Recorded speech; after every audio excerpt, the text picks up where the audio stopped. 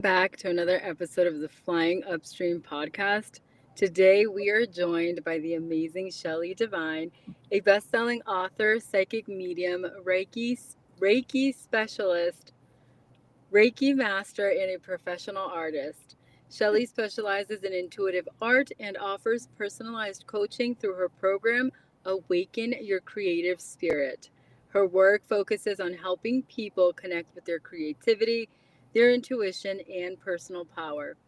Shelley has written two books, Artful Affirmations and Awaken Your Creative Spirit, and she has co authored Beyond the Ordinary, Discover the Power of Creative and Neurodiverse Women alongside Mandy Nicholson. Shelley's journey is one of resilience, transformation, and creativity, and we are so excited to dive into her story today. Welcome to the podcast, Shelley. Hi, thank you so much. I'm so excited to be here. This is great. Shelley, we're so glad to have you here. And I want to dive in. So let's start talking about your journey. You've gone through some major life shifts from working as a psychic medium to becoming an artist and coach. Was there a specific breaking point or event that made you decide, I have to completely change my life? And what was that moment like for you? Ooh, okay. Well, the the artist came first because I've been an artist since I was a little kid. Um, and in 2020, when we all got locked down, was when I had my awakening that I'm a psychic medium. I'd always been psychic, but kind of played it off because I didn't really believe it. I would jokingly, because I would get things like really accurate. And I'm jokingly, I don't know, I just guessed. But, fact is, I am a very psychic, and my mom told me that from a very young age, and I thought she was crazy. And sorry, mom, we've made up since. But yeah, I had my full awakening in 2020, became a psychic medium, and started practicing and doing readings for free, like because everybody was on Zoom. And I did, all over the world. I read for people in Scotland and Ireland and wherever in the UK, and just recently, I'd say this past year, I've gone professional with it. So now I'm a paid psychic medium, which is helpful. And I still do teach the art. That's amazing. I wonder, there is a lot of questions that people usually have when we talk about psychics and psychic mediums. Can you, just for those of us who don't know, can you tell us what that means and how that has been something that has been a part of your healing or a healing tool for others? Okay, well, actually, I'm glad you said healing because what I do is very healing. It's healing for the client and it's healing for me. Sorry. So when I do mediumship readings, I'm speaking to their loved ones on the other side in spirit world, and I am just basically like a telephone cord. Okay, I tell whatever they tell me, I tell to their loved one. So none of it comes from me. I'm just like a telephone cord, right? Um, but every time I do readings afterwards, I feel so good. Like I have received so much healing, and I'm like walking on air. And plus, the client gets healing because they get to speak to their loved ones. They get to realize that, oh my gosh, this is true. My loved ones are still there because I'll come up with stuff that how am I supposed to know that, right? I don't know my client. I'm just reading for her. And so I do evidential mediumship, which means I get evidence that I'm actually talking to their loved ones, like something that there's no way that I would know. I'm so sorry. I turned my phone off and for some reason it didn't go off. Sorry. Um, so it's very healing on both parts. And then when I do the psychic readings, psychic reading is that I'm reading my client, right? It's not a connection to the other side, although almost always they're around. Like if someone says, I just want a psychic reading, like pull some cards for me. Okay. And their loved ones are all around me because it's just, it kind of all happens together. And I tell them that and they're like, oh, really? I'm like, would you like to ask them something? And then we go on that way. Did that answer your question or? It Okay. did, yeah. Beautifully, beautifully. Thank you. Yeah. Yeah. Yeah. So, So, Shelley, yeah. I love that you're so in tune with the healing aspect of this, that it's not just you providing a service as a transaction, but it's healing for you as well. And Yeah. so it makes me think of the expression, when one person rises, we all rise up, Yeah. right? Yeah. I love that. And I want to talk a little bit about your art too, and how you're using that as a healing tool. Because, just to be real, most people see art as a hobby. And so, Yeah. how do you get people to understand that it's more than that? How can art really transform someone's life? And what does it take for it to become a genuine healing force? Well, I can tell you my story. I have a million stories that changed my life, but I'm going to tell you the one that it has most impact. And it's also the story that I wrote in the Beyond the Ordinary. So I have a chapter in here. I'm not going to give it all away, but it is about grief. It's about loss. It's about trying to survive that and how art actually healed me. Okay. So 2 years ago this month, I lost my best friend. And a couple of days prior, I lost my cousin that I grew up with. And like a week prior to that, I lost my horse that I raised from birth. So I was in a very deep, deep grief depression. I'm talking lying on the floor, kicking and screaming. Okay. And my best friend, Demi, she told me before, I'm sorry, I'm getting choked up, but I'm not going to cry. She told me before she passed that, she wants me to definitely keep going, keep painting because, she doesn't want her passing to completely break me. And that's the only reason I'm still here because I couldn't let it break me. And it almost did. Trust me, it almost did. But when I was able to crawl back,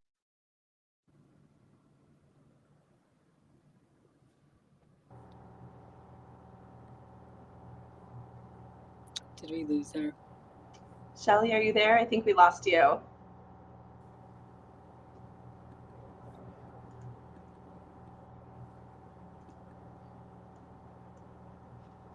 We'll just give her a minute to come back.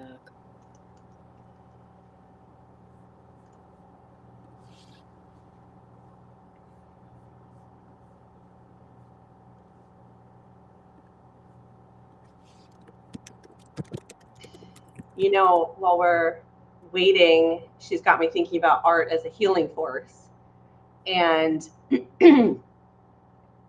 I've seen it in a slightly different capacity, but the same concept with my daughter. And she sometimes when she gets really upset about something, it's hard for her to express it in words.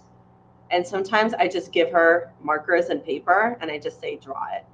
Sometimes she'll write words of what she's feeling. Sometimes she'll draw a picture. Sometimes she gets really creative. And like one time she made a box and cut up paper into little tiny cards and then drew colors. And she said, yellow means angry, blue means sad, red means jealous, whatever it was. And she kind of created this whole system, which was really cute. And it was so interesting to me to start to understand that art is not just healing and expression, but for her, it was becoming communication for us too. When she was in those places that she was just so dysregulated, she was like, I literally can't even speak. I literally cannot even explain how terrible this situation is for me. And how she just came up with all of this on her own. I didn't do any of it. You know, she was one who was like telling me, "Oh, I need paper, give me markers," and she just went and got it.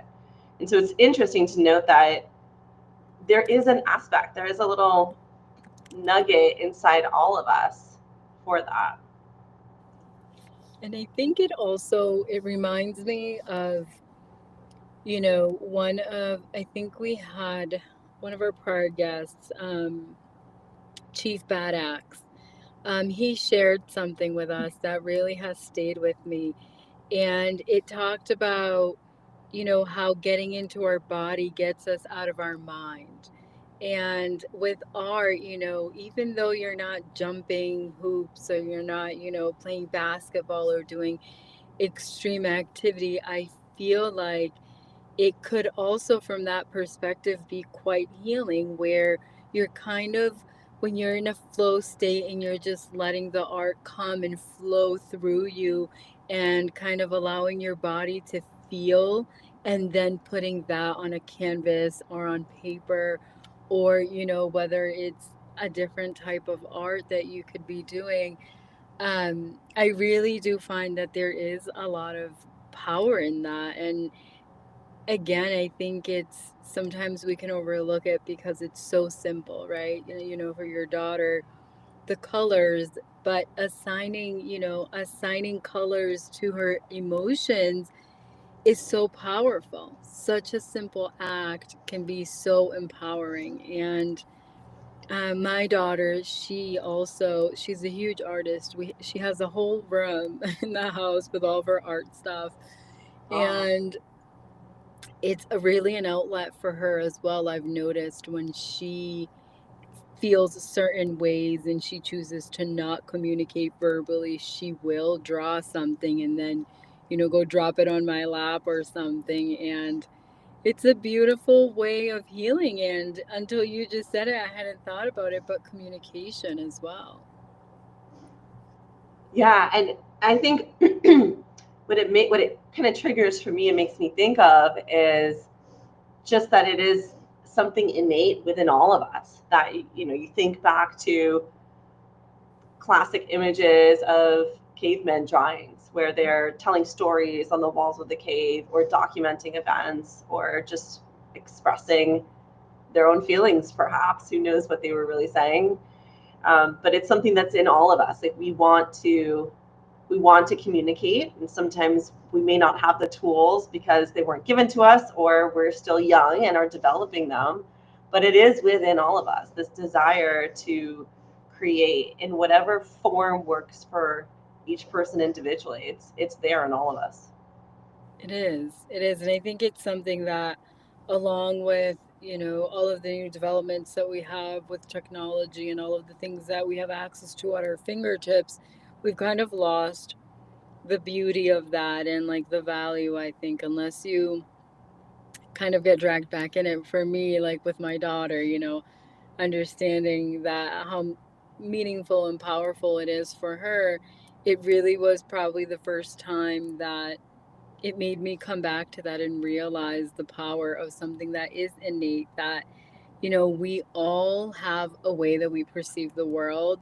And I feel that art can allow us to express that. I mean, there are many other ways, verbal communication as well, but art is such a beautiful way for us to be able to express that as well and share the way that we perceive the world with everybody else by creating art form. And I think that's really the beauty of it.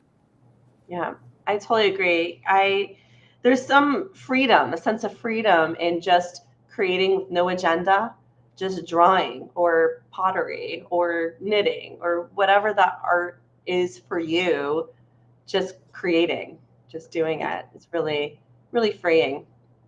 Yeah, and that sits well with me, right? From a spiritual perspective, is I innately believe that we are co-creators of our existence, and therefore I feel like anytime that we create, I feel like, even from a spiritual sense, even from a sense of, our expressing our own divinity, I really feel that it's what we're here and what we're meant to do, is create. And the more that we create just from whatever comes within ourselves, I feel like that is so empowering.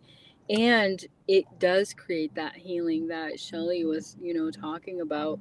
And I think that moves us forward, like you mentioned, is when one of us rises, we all rise and we all move together. And I think that's the beauty of, having people like Shelley on the podcast, sharing what they do and sharing these things that for the most of us in today's world we overlook, is really like reawakening the power within each and every one of us to be creators, to co-create our own experiences, and I really love that. That's why I've loved having a lot of our guests, and I think for me that's part of why I love doing this podcast, is because we get to celebrate the people who took whatever was within them and they were like, I'm going to make my life about this. I'm going to make my work about this.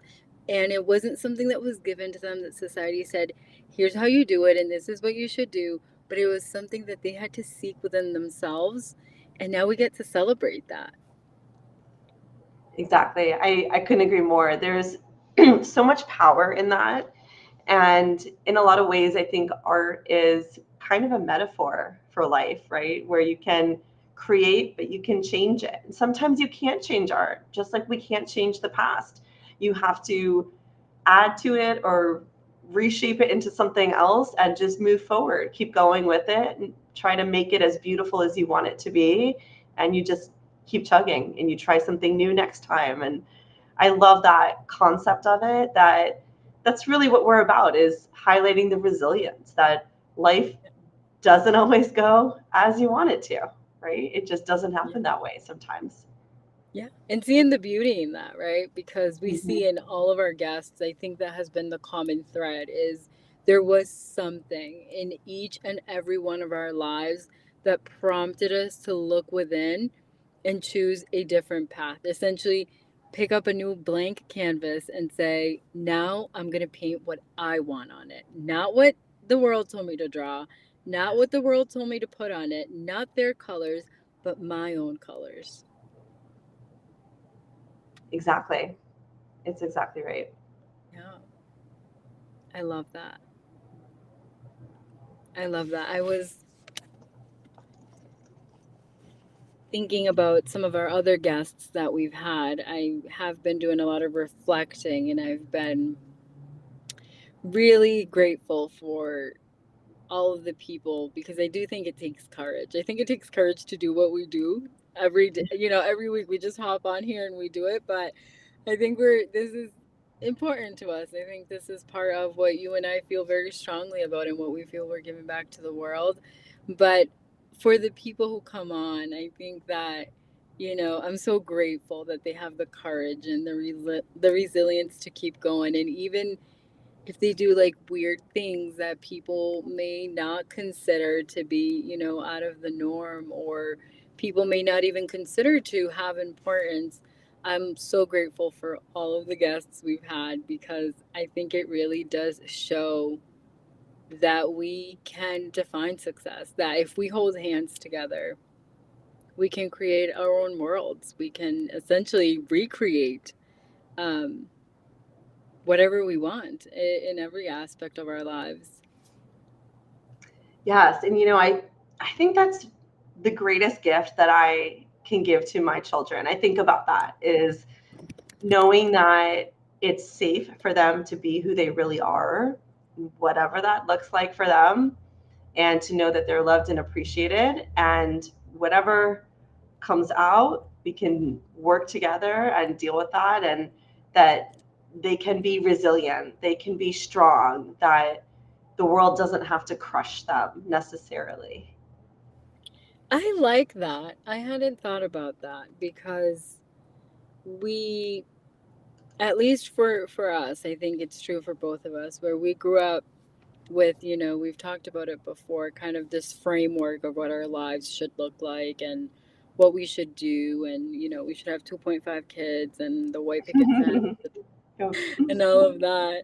Um, but I like that. I actually am going to take it a step further and say that I think you and I are building that world where our kids don't have to get crushed because we are opening that door that is going to allow them the space to say, yeah, I know this is not the door that everybody else is walking through, but this door is an option and I'm going to choose to walk through it. I think it's going to take a lot of people like us for that to become the norm.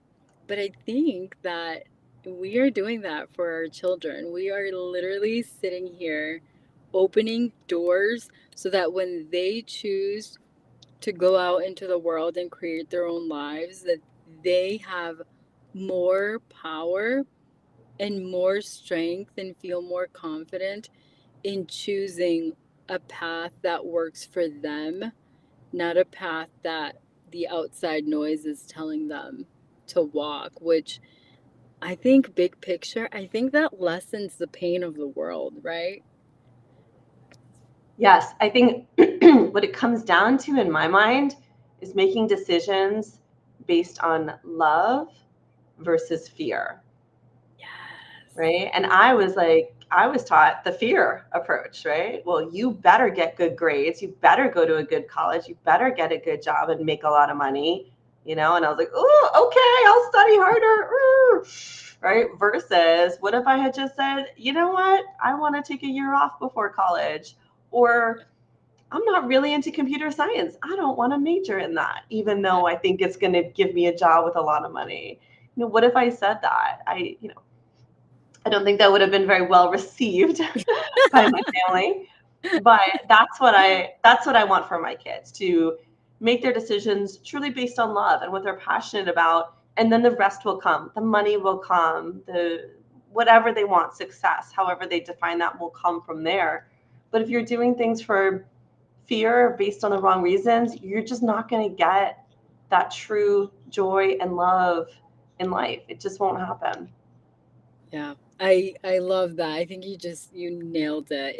It's about love versus fear, and we can see where the world has gotten being in a state of fear. This is where we are. Our society today, everything that's going on in the world, it's all based on fear.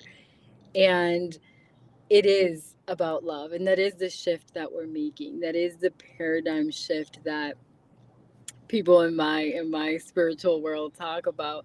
That's what's happening right now. And you know we want our kids to live there because it took us a lot to be able to get to this place where the choices that we make come out of love. But when I think about the domino effect that our children can have on the rest of society when they get to make choices out of love and not fear. I mean, the impact is great, right? They'd say we have, I don't know, seven, what is it, like seven connections? Like, I don't know, but everybody knows an X amount of people. And I think when you think about that, changing one or two lives, we each have two kids, that impact, as small as it may be, it's so becomes so widespread. And now we're acting out of love and not fear, and we are innately changing the foundation on which the society is built and changing it for the better. Yes, yes, I love that. I think about that a lot too in the way that I parent. So, for example, I know this is very kind of against the grain, but this is like deal breaker level. Like, I do not spank my kids. And I know most parents would probably disagree. They think, oh, a little swat here and there, no problem. It's fine. It'll teach them a good lesson. But I am just like 100% no. To me, that counts as violence. And I don't believe in hitting or violence to my children. So I'm probably in the minority there. But for me, it's about normalizing. And this is what you were just talking about, Louisa. It's normalizing behaviors that I want to see in the world and I want my children to exhibit. And that is, for me, nonviolence. So I'm not going to hit my kids because I don't want them to go out and hit other people, right? I don't want them to do that. I believe in kindness as much as we can. And sometimes it's frustrating. Sometimes it's they don't do what I say. They don't listen to me. It gets really hard sometimes, but that is just one of my personal beliefs that I believe in staying true to, just no matter what, because I really want that to be a normal behavior out in the world. And it's physical abuse. It's there's just no other way to put it. I mean, when you think about what physical abuse is, I mean, you define and people, and I do agree. I think most parents are like, "Oh, just a little spank here and there," but I think that turns into something greater.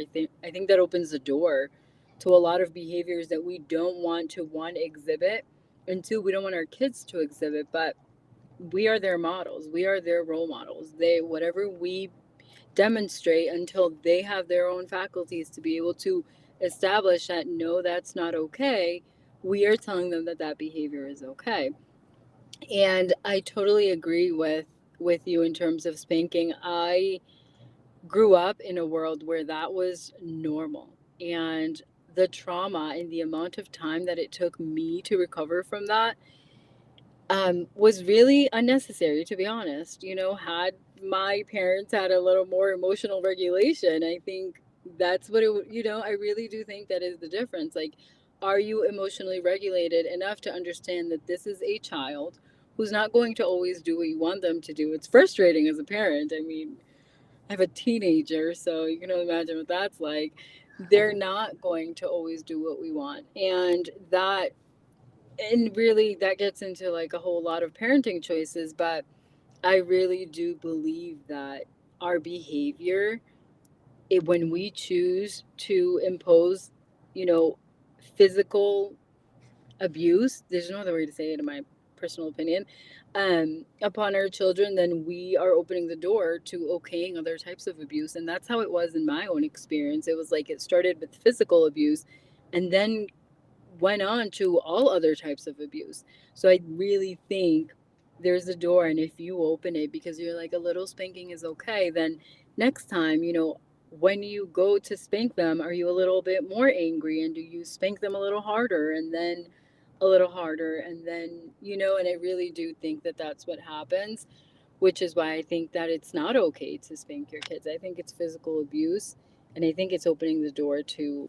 a myriad of things that neither the child nor the adult should want to or have to experience, really. Yeah, absolutely. And you get to a point, I've heard, where there's no amount of spanking can show how angry you are or how bad the thing was that your child did. There's no amount of that. And so, what are you really teaching them? Nothing at that Yeah. point, right? It might have a short term effect, but it's not going to have a good long term effect. And that's what I want to build towards is those, I want a good relationship with my children. And I don't want them to grow up and have their own kids someday and tell me, oh, well, my mom spanked me, so it's fine for me to hit my own kids. Like, Yeah. I would, Yeah. I'd be devastated. Yeah. Or choose to not have a relationship with you because you spank them, you know? Yeah, Because when they become adults and they get to make their own choices and they realize the impact and the meaning of spanking, and if they look at it the way that I do, which may be extreme, physical abuse, they could be like, I don't want to have a relationship with my parent. And I think we're both trying to build relationships with our children where when they are adults, I want my children in my life. I want my grandkids over, and I want to take vacations with them, and I want to go, take care of my grandchildren when my kids go away for work or whatever it is. And I think that it does take thinking about it when they are young to all, so that we can start building those foundations. yeah, absolutely. And it kind of comes back full circle that, excuse me, it comes back full circle that it's all the healing and the love and the art that we talked about creating that. And hopefully we give our children the best childhood that we can, the best building blocks. And ideally, they don't have too much to heal Yeah, yeah, I in the totally perfect agree. world. Yeah, I think Yeah. that's the goal. I think that is the goal, that they don't have too much to heal, which I think makes them great people to, whether they choose to actively, positively impact others or just impact others by the way they choose to live their lives in a beautiful, loving, healed way. Yeah, absolutely. And it's just proof that, creativity and art, it's not just a skill, it's really a pathway to personal empowerment and healing. So, Yeah, I totally agree. And I think that we should all embrace that. I think we should all take a little bit of time and bring out that artist in us so that we can continue to grow and eventually walk our own unconventional paths. definitely. Definitely. Well, we hope all of our free spirits out there are inspired to explore your own creative potential and embrace a holistic approach to wellness. If you are ready to start your own transformation, be sure to check out our website, flyingupstreampodcast.com. And as always, if you enjoyed this episode, share it with someone who could benefit from this message. Keep questioning, keep exploring, and always keep flying upstream. Flying